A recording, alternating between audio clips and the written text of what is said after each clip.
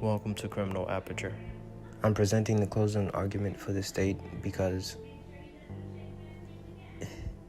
his argument basically paralleled a lot of my own personal thoughts and opinions about the case. I just thought it was interesting. Yeah. So he can tell somebody else about something. Come on, folks. When you parked your cars, you didn't leave your common sense. They ran to catch. At the end of the day, what happened here is simple, and they don't want to admit it because it hurts. They ran after Cyrus emotionally. They were irritated. They were mad for whatever reason. They ran after him. They caught him. They caught up to him because he fell multiple times. They wanted to shake him down and get that bottle of water and then figure out what to do with the police later. That's why they ran. That's the simple truth. That's the simple truth. That gun spilled out, and then that man made a rash decision. He overreacted. Andy saw the gun. He said gun, and he shot him. There wasn't all this time to back up. No witnesses even say that he even backed up. They said they were advancing the entire time. Folks, don't let the defense rewrite the facts, because the things they talked about didn't happen that way. They didn't happen that way. For over an hour, Andy sat on that stand, and he said a lot of things. He said a lot of things. But did you ever hear the two words? I'm sorry. I'm sorry that I wrongfully accused this kid of stealing and chased him down the road. You know why? You didn't hear that? Because he's not. This is about product over people. This is about inventory. This is not about a person's life.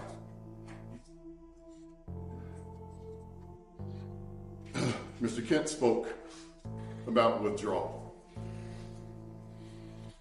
And he keeps trying to suggest that Andy Chow withdrew by doing this and coming backwards all this way and saying, hey, stop, hey, Dad, you gotta go. Nobody testifies that happened. He doesn't have the last name of Chow. 4 people who don't know one another, who had to be subpoenaed to come to this court, spoke to you, and they never said that it happened, because it didn't happen. He did not withdraw. They kept going forward. They kept going forward. And ultimately, this gun was never pointed. But folks, I suggest to you, even if it was pointed, he was running in the opposite direction. Opposite direction. That's what the evidence shows by the way he was shot. It was in the opposite direction, trying to get away.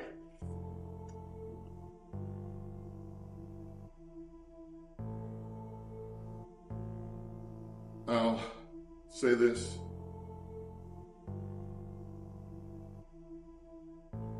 It's offensive to hear the defense keep trying to characterize Cyrus as this young thug.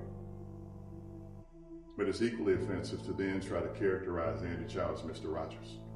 Excuse me, Rick Chow, the defendant in this case, is Mr. Rogers.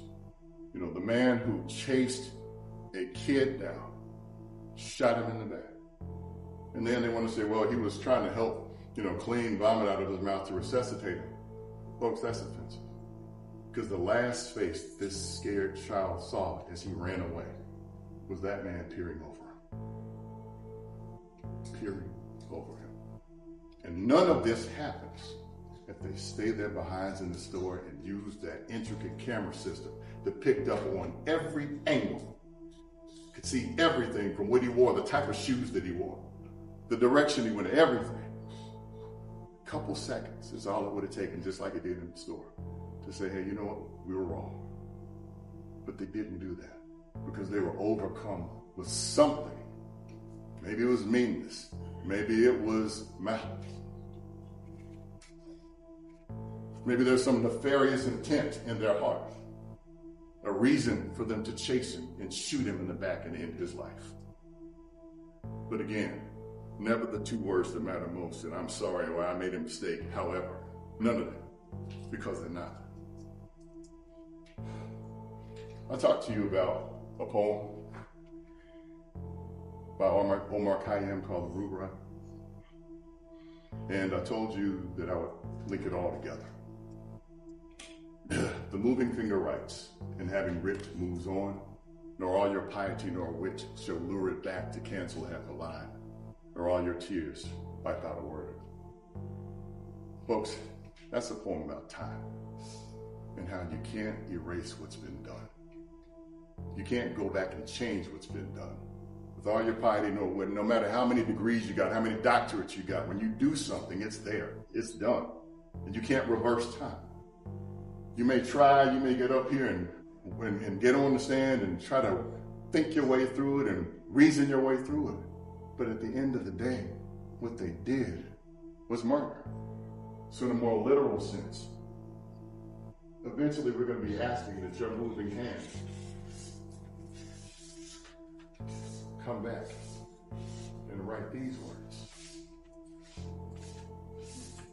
Because Rick Chow is guilty of the murder of 14-year-old Cyrus Carmack Belton.